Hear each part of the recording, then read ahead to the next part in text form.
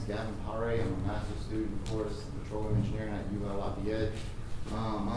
Today I'm going to be presenting on pretty much my thesis, my research project, which is pressure analysis during bullhead operations in a deep water environment using fluid model simulations and sensitivity analysis.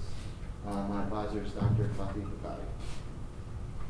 So presentation outline, I'll have an introduction, problem statement, and then a literature review. Then I'll go into the solution methodology that I took for this project.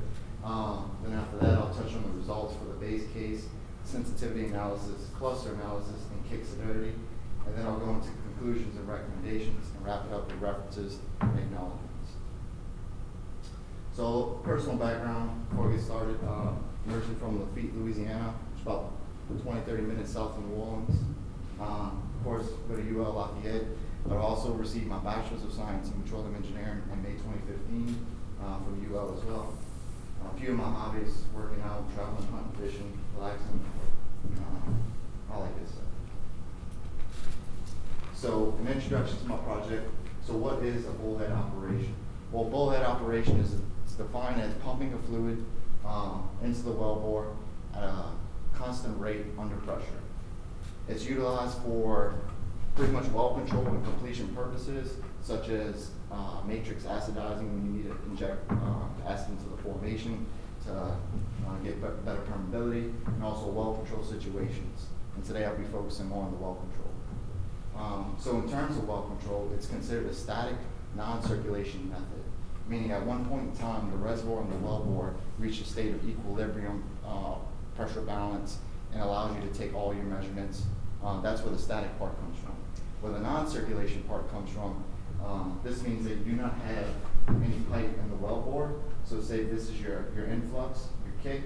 You do not have any means to circulate the fluid out of the wellbore, so you have to squeeze it back into the formation. And it's also used in some situations where even if you do have drill pipe or a pipe in the wellbore, the kick is not deemed desirable to circulate to surface.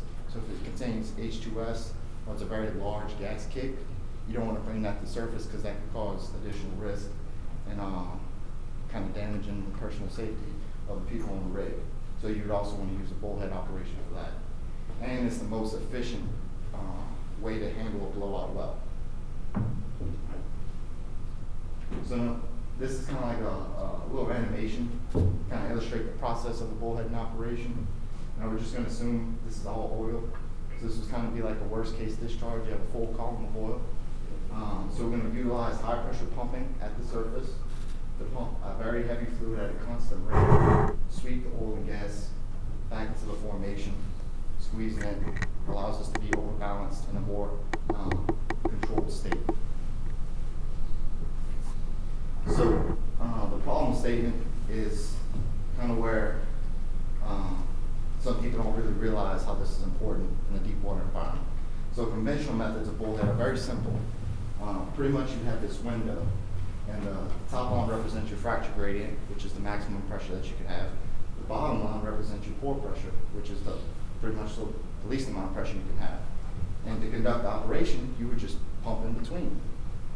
So initially you start off at your shut-in pressure. Then once you start pumping, you'd reach injection pressure. And once you reach that injection pressure, you would start driving fluid into the formation, circulating a heavier fluid into the wellbore, which would decrease the amount of pressure you have at surface. Very simple. But whenever you move into the deep water environment, you start looking at really, really high pore pressure, which brings this line up. Then you look at wellhead and subsea equipment, limited to 15,000 PSI, which brings this line down. So then you have a very narrow margin to operate within. And there's no simple approach to really calculate injection pressure. There's been a lot of research done to calculate the amount of pressure it takes to push the fluid to overcome viscosity and friction in the pipe, but not to actually inject into the formation. So that's what kind of the objective of my thesis of my project was to do, is to accurately measure that pressure. To do that, you kind of can't see, but the different titles. I reviewed a quite variety of literature. There's not much research done on deep water bullhead operations in terms of what I was looking for. There's a lot of research done on the pressure drop due to friction, There's a lot of research done on bullheading live gas wells or doing completion operation using bullheading methods. But there's not much on injection in deep water reservoir for a bullhead operation. So to kind of take a step back and figure out the best way to solve this problem, I looked at deep water, well not deep water, but deep well water injection. So it doesn't have to be deep water, just very deep wells that have very low permeability. I looked at papers that were based off of modeling deep water reservoirs, and I looked at deep water well control procedures and operations. Kind of give me a better idea on how to tackle this problem. So this is my solution methodology. So first I had to acquire data and construct a reservoir model in Perm. Perm is a Schlumberger software that they use to run different types of simulations. So once I acquired data, I was able to construct this model. It is a 100 by 100 horizontal. Each block is 20 feet. And it's 20 blocks down. Each block is 50 feet. So it's 1,000 feet in radius, 1,000 feet in depth. Once I created the model, I entered a few reservoir properties for my base case. Then I entered a well, as you can see here, and then simulation constraints. Now the one constraint for bullhead in operation that you need to pump at a certain velocity in order to eliminate the risk of having fluid bypassing. So if we have a lighter fluid at the bottom and a heavier fluid, we need to make sure we have a minimum fluid velocity of 1 meter per second to prevent the lighter fluid from coming up and around the heavier fluid, which would then not allow us to do an effective bullhead operation, because one fluid would just go around the other. So that was pretty much my simulation constraint. After that, I required the simulation to output bottom hole pressure, and from that I can analyze bottom hole pressure to determine injection pressure. Because if we're looking at the pressure right here, the increase in pressure will just be the amount of pressure it takes to inject the fluid. Instead of looking at it from surface, then you have all other dynamic pressures being involved. And then after that, I conducted additional analysis to determine the sensitivity of the parameters on injection pressure. Again, here's my base case parameters. One thing I want to point out, a few things. Horizontal permeability is 6 millidarcies, which is very, very low. Formation thickness is 1,000 feet, but the net to gross ratio is only 0.6, so we really only have 600 feet of good, clean reservoir. And this is my wellbore schematic that I used to design the well model from. Water depth, 5,000 feet. TVD measured depth, it was a completely vertical well. The TVD is 30,000 feet. And set casing right here at 28,000. We have 1,000 feet of open hole and then 1,000 feet of formation. So this is my base case result. So it was successful after refining it and finally getting the simulation to actually run. Kept getting a few errors. It was missing this, missing that. Got it to run. Gauge bottom hole pressure was higher than what we initially thought based off of analogous data. So we were thinking it was going to be maybe 1,500 psi increase, but it's looking more like it's 3,000. And it's all about interpolating this graph because this is bottom hole pressure versus time. So really, a bullhead operation only lasts within 8 to 9 hours maximum. So we're not going to expect to see pressures way over here. But interpolating this graph properly to determine what's that injection pressure, the maximum injection pressure that we're going to see at surface, is the goal. This is a Streamline Results, a Streamline model. It pretty much proves that the simulation was successful. So as time goes by, we can see these little pipes kind of represent the fluid being injected into the reservoir. They just use a pipe to kind of simplify it. They don't want to have a whole bunch of different lines. So if they use a pipe, you can see it more directly, which is just, I think it runs to 3 hours. So you can see from start, from initial to 3 hours, there was a substantial increase in fluid injected from the wellbore radius. So after that, it's good that we have initial results, a base case, but we want to determine what parameters really affect this injection pressure. So we don't know if it's depth, pore pressure, permeability, net to gross ratio. So in order to figure that out, I did a sensitivity analysis. And I was able to conclude that horizontal permeability and net to gross ratio have the highest variability on injection pressure. So if we have higher permeability, it'll be lower. If we have a higher net to gross ratio, it'll be lower, which makes sense. It's what we thought was going to happen. Porosity had some / minor variability on injection pressure. It's not much change. And vertical permeability had no variability on injection pressure. In our constraint, found out that it can substantially change injection pressure, but however, since it's a constraint, we can't really modify that too much. There are different unorthodox methods that you can use that will allow you to lower injection rate, and in some cases, that has to be done. But for this project, I didn't really focus on that. So here's my sensitivity analysis, varying horizontal permeability. One thing I want to point out, this line represents horizontal permeability of 6 millidarcies. This line represents 8, this line represents 10. There's huge variability, only changing permeability by 2 millidarcies, whereas this line represents 50, 40, 30, and 20. So once we get to a certain range of vertical horizontal permeability, we start to see a lot more dramatic change in injection pressure. And also the same thing with net to gross ratio. Each of these lines are separated by 100 feet formation thickness, or 0.1 net to gross ratio. So this is 200, 300, 400, 500. And you start to see, once we get above, I think this is 700 feet, there starts to be substantial increase in injection pressure. And then this is the varying porosity. There's not much change at all. You go from 0.3, so 30% porosity, which is very good, to 12.5% at the bottom. Not much change at all. And we're not even going to be really worried about this area because it's so far off. We're more worried about the first 4 hours. And this is the varying injection rate. Now, even though this was a simulation constraint, if there was a way to kind of get around using the constraint of, I think the base case was 15 barrels per minute, which is shown here in the orange line.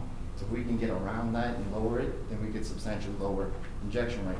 But if we have larger angular sections and it requires higher injection rates, well, then we'll have a substantial increase in injection pressure. So it's just something to be aware of. After that, I decided to do a cluster analysis. So from the sensitivity analysis, I determined horizontal permeability and net to gross ratio were the two had the two highest variability on injection pressure. So from that, and from the range where we had the highest variability, which was 2 to 20, and from 0.6, I think just did 0.2 to 1, I decided to, it's kind of like an additional sensitivity analysis. But when you do a cluster analysis, it'll take all the data, and depending on how many clusters you want, it'll choose which set of data points best represents the number of clusters. So I did a cluster of 1, 3, and 5. So this is cluster 1, right? So see, it's kind of gives you like the average pressure, what you would think would be the average case. You have 9.7 horizontal permeability and 0.6 for net to gross ratio. But it's not very accurate. I mean, all you have is an average. You don't really have a high, mid, low. It's not good to compare. So then if you do it for a cluster number of 3, then you start to have a high, a mid, and a low. Now, again, I want to point out there's a lot more variability from the mid to the high than what there is from the mid to the low. You can see here the variability variables for those cases. And lastly, I did a cluster analysis of 5. Again, you can see there's little to no variability from the mid-low to the mid-case, but there's extreme variability from the mid to the high, and from the mid-high to the high. So it's just something that we kind of figured out that once we reach a threshold on these variables, that injection pressure is substantially increased. So why is this important? Really, no one in it, I mean, a few people are familiar with bullhead operations, but when it comes down to, well, like, what's the benefit of this? So since it is the most, the most efficient way to kill a blowout well, to handle a blowout well, is to use the top kill operation, or bullhead operation. But in order to successfully plan that, we need to be able to figure out what's our maximum anticipated wellhead pressure, right? And to do that, we need to know injection pressure. Well, the cake severity analysis pretty much says, well, if we have cake sizes, increasing sizes, how does that affect wellhead pressure, and how does that affect our dynamic wellhead pressure? Well, it concluded that at a cake size of roughly 3,800 barrels, our wellhead pressure, once we put it in a dynamic state, would surpass the 15K limit of our BOP wellhead. So really, we wouldn't want to do a bullhead. We'd have to kill this well using a relief well. It'd be the only way, unless the government would allow us to go over that 15K limit. Also, if we had a cape volume of around 2,100 barrels, we wouldn't be able to handle it with the drill ship or the drilling vessel alone, because pumps on the drilling vessels are more suited for high volume, lower pressure. So their maximum pressure is around 7,500 PSI. So if we see higher pressures at surface than that, we can't pump the fluid down. We just can't. We'll blow the cylinders in the pumps. So then we have to get an additional vessel, a high pressure vessel, to come in and do the operation, or we could try to use the cement pumps on the drill ship or the semi-submersible vessel to do the operation. Either way, it's just good to kind of have a good idea, knowing that, hey, this is our limit. If we get anything bigger than that, then we need to call in reinforcements. And if we get anything bigger than this, we really have an issue. So here's some conclusions. The operation can be modeled on Petrel by injecting oil at a constant rate into the reservoir. Injection pressure was substantially higher than that analogous data stated. It was roughly 260% higher than information that I had. Horizontal permeability and net to gross ratio are the most influential parameters on injection pressure.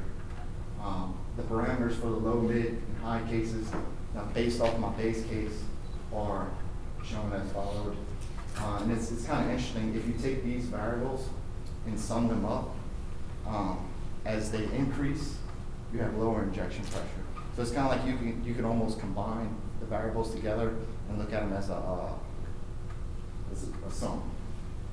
And also, lastly, worst case discharge event, the well that I made for this simulation can only be hydraulically killed using a relief well, which is really important to know. Recommendations moving forward. I would first recommend refining the reservoir model with more specific parameters. I had to use, not a lot, but I had to use a few presets just because I didn't have the data to manually input into the simulation. Simulate a pump step-up process at the beginning of the simulation, meaning that we're going to gradually bring our pumps up to that 15 barrels per minute, that injection constraint, instead of just dramatically going up there, so we can see more linear increase in pressure, and also so we have a more practical approach to this problem. Because you're never going to just turn on your pumps to 15 barrels per minute in real life. And then also develop simulation models for completion and workover operations. Whereas mine was a drilling operation, since we had all open hole, for completion and workover operations, we'd have less surface area to flow, so our net to gross ratio would be thrown off a little bit, well, our formation thickness would be thrown off a little bit, because we would be pumping essentially through perforations instead of pumping directly into the formation. But since it's a completion operation, we wouldn't require the same high injection rates. So there's a little give and take right there, but it's just good to look at. Here are my project references. Spacing kind of messed up. Acknowledgements. I'd like to thank Dr. Bucati, my advisor, department head, Dr. Seavey, and Dr. Mokhtar for being on my committee, and also Eddie Edwards, who is kind of my simulation guru expert. He knows how to use Eclipse and Petrel, and really helped me a lot simulating this process. Thank you for your time. Any questions, comments? All right, great job.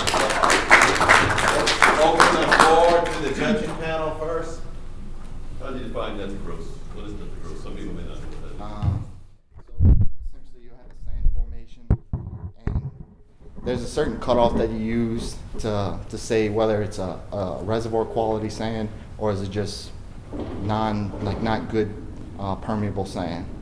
So you use logging data. You can use I was told you use SP log, and you kind of see how it deviates, and from that you can see whether or not it's permeable or not. And pretty much net to gross ratio just says if we have 1,000 feet and our net to gross ratio is 0.6, well 600 of that 1,000 feet is good quality reservoir that match these parameters, whereas the other 400 isn't. Basically, if you think it's simple, 600 would be sand, 400 would be shale. Yeah, pretty much. You would go with that assumption.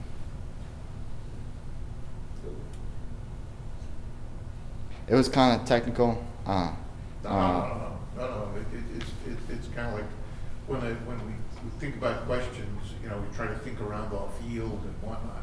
And you did a lot of stuff with modeling and whatnot. I have a crazier question for you. You list down as well one of your hobbies, relaxation. Relaxing. Hey, that's like the best part of the day. I mean, exercise and relaxing, putting it together on the same one. It depends on how you look at relaxing. I mean, exercising could be relaxing in a sense. I'm playing basketball. Engineering students, they need to relax. Yeah, Kill them in class. Yeah, got about 4 hours of sleep last night. It's rough. As someone not in this field, tell me why the fact that the injection pressure was higher than the analogous data was important. Because when I talked to a few industry professionals, they didn't really have a good way to calculate this injection pressure. So the primary thing for them to calculate was the pressure drop due to friction in the wellbore. That was the more focused point. And then they add, a factor, say, all right, this will be our injection. Because there's no just plug it into a calculator or plug it into a program. You really have to simulate the whole process and then analyze the data and pull that. So I think that might have been why they were undermining the injection pressure. Because whenever you, like as I shown, whenever you have reservoir permeabilities of 50 millidarcies, it really doesn't play much. I mean, you don't see much change at all. It's just straight line. But whenever you move to 6, 8, 10 in these really deep compacted reservoirs, I mean, that injection pressure spikes up. And I think that's why it didn't get the attention that it really deserves, because every operator in deep water has to conduct a blowout contingency plan. In the blowout contingency plan, they have to talk about, they have to get these reports done that pretty much say, all right, this is the maximum anticipated wellhead pressure, this is where it'll spike, and as long as it's under your 15K limit, you can do a bullhead operation, or as long as you don't fracture anything in the well, you can do it.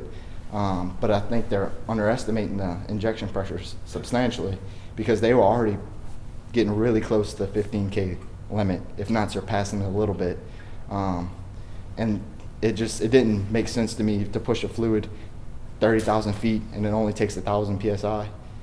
And a really, really tight reservoir, I don't know. So the question kind of got brought up to me at an internship I had this previous summer. General manager asked me, he's like, well, we had one time it happened. The well flowed in it and we tried to bullhead, but the pressure was a lot higher than what we thought. He's like, what's your perspective on that? And at the time I had no idea. I was like, well, maybe we have damage, some damage around the well bore. We don't have as good a permeability as what we think. Maybe they're miscalculating pressure drop due to friction. And it's like, no, like all that, like our friction calculations are on point. Since the influx, we wouldn't have any damage. There's something else going on here.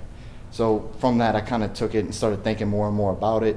Once I got back to UL, talked to my professor about it, talked to Eddie about it, see if he could run it on Petrel. And then after that, it was like, all right, this might actually be a good thing to research. Is this a real reservoir or is it all prototypical? I mean, the parameters are kind of based off a real reservoir, off a few reports I had, but it's one thickness, it's one zone, it's, That's something you got from Shell, Chevron, anything like that that's happened elsewhere? No, and the guy that, Eddie Edwards, he pretty much worked in the deep water reservoir simulation kind of field for Schlumberger. So he had a lot of good points like, all right, you need to, because at first I didn't think to add net to gross ratio. He's like, yeah, you need to add that. you have to have that if you want to model a deep water reservoir. So I was like, all right, well, guess I'll put it in. They're done significant. Yeah, substantially, yeah. Mm. How do you verify the simulation result? I mean, then that's the thing, it's like, I can simulate this and show like, all right, this is what we think it's gonna be, but there's no real experience in injecting oil back into the formation. There's a lot of experience injecting water, but water and oil are gonna behave very differently once they get into the formation, mostly due to relative permeability. I think Spencer, his project's more based on that.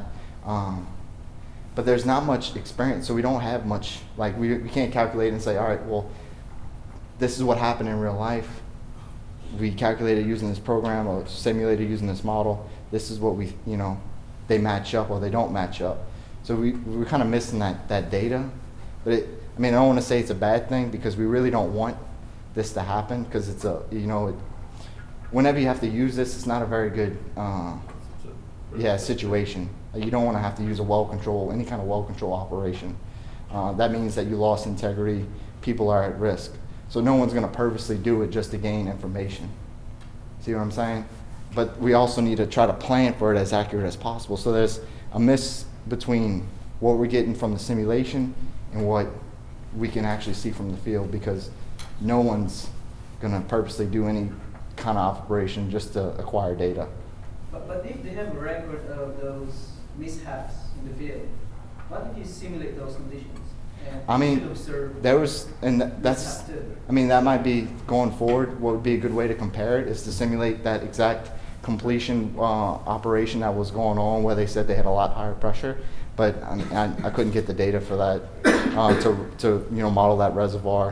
And then once you start looking at, because this was a very simplified reservoir, one thickness, homogeneous properties. But once you get into practical sense, you have very complex reservoirs where you have 3 or 4 thicknesses. They have different net to gross ratios. They have different permeabilities, different porosities. It gets a lot more, a lot harder to model.